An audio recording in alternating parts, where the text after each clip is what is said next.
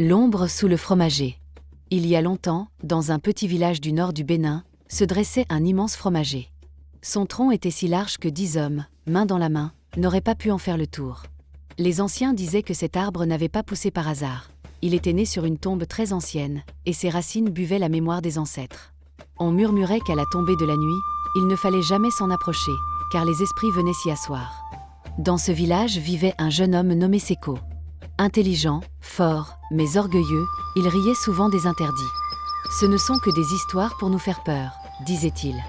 Ses amis l'écoutaient, parfois impressionnés, parfois effrayés. Mais Seko, lui, voulait prouver qu'il n'avait peur de rien. Un soir, alors que la chaleur étouffait encore le village, un groupe de jeunes se réunit autour du feu. L'un lança « Si tu es vraiment courageux, Seko va frapper le fromager cette nuit. » Tout le monde éclata de rire. Mais Seko répondit avec arrogance « Donnez-moi une machette. Vous verrez. Je toucherai ce tronc maudit et je reviendrai sans rien craindre. » Les anciens, assis non loin, avaient entendu. Le plus vieux, Tata Kwasi, s'approcha. « Ne fais pas ça, mon fils. Ce que tu crois être des histoires est plus réel que ta propre vie. Le fromager est un passage. Si tu l'ouvres, tu ne sauras pas ce qui en sortira. Et vous, à sa place, vous auriez écouté l'avertissement ou vous auriez continué? Dites-le moi en commentaire. À minuit, machette en main, Seko s'avança seul vers l'arbre. Le village dormait. Seuls quelques chiens aboyaient au loin, comme s'ils pressentaient un danger. Le ciel était sans lune. Les étoiles, froides et silencieuses, semblaient observer. Plus il avançait, plus le silence devenait lourd. Même les grillons s'étaient tus. Lorsqu'il arriva enfin au pied du fromager, une odeur étrange monta du sol, un mélange de terre humide et de cendres anciennes. Et avant même de frapper, un vent glacial se leva. Les feuilles bougèrent comme des milliers de langues qui murmuraient tout en même temps. Dans ce murmure, il distingua clairement « Pars avant qu'il ne soit trop tard. » Seko hésita. Son cœur battait vite. Mais son orgueil le poussa. Il frappa le tronc. Le son résonna comme un tambour.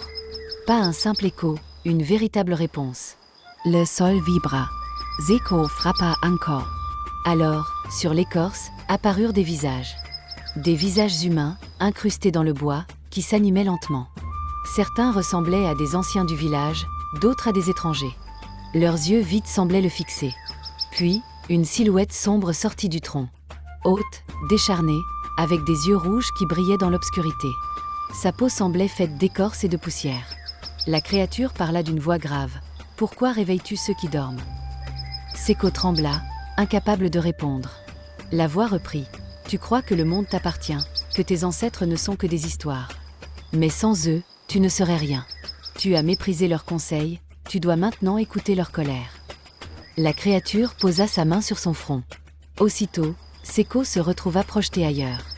Il vit le passé du village, des guerres anciennes, des sacrifices oubliés, des promesses faites au pied de ce même fromager. Il vit des ancêtres mourir pour protéger la terre, leurs âmes se réfugiant dans l'arbre.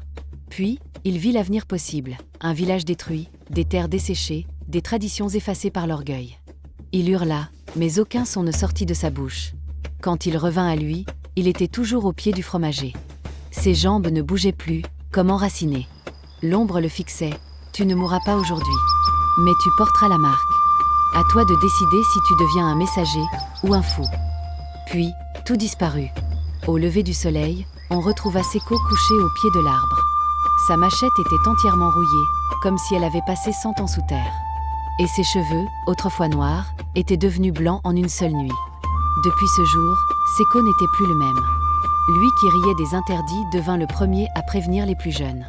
Quand il voyait un enfant s'approcher du fromager, il disait « On ne joue pas avec les racines d'un peuple, car les racines ne pardonnent pas l'orgueil. » Alors, vous, auriez-vous osé frapper le fromager cette nuit-là? Croyez-vous aux esprits des ancêtres, ou pensez-vous que ce ne sont que des histoires? Dites-le moi dans les commentaires, je vais lire vos réponses.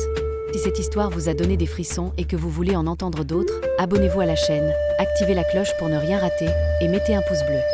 Votre soutien me permet de continuer à partager ces récits mystérieux et authentiques d'Afrique. Car parfois, ce que nous appelons « légende » n'est rien d'autre que la vérité qu'on préfère taire.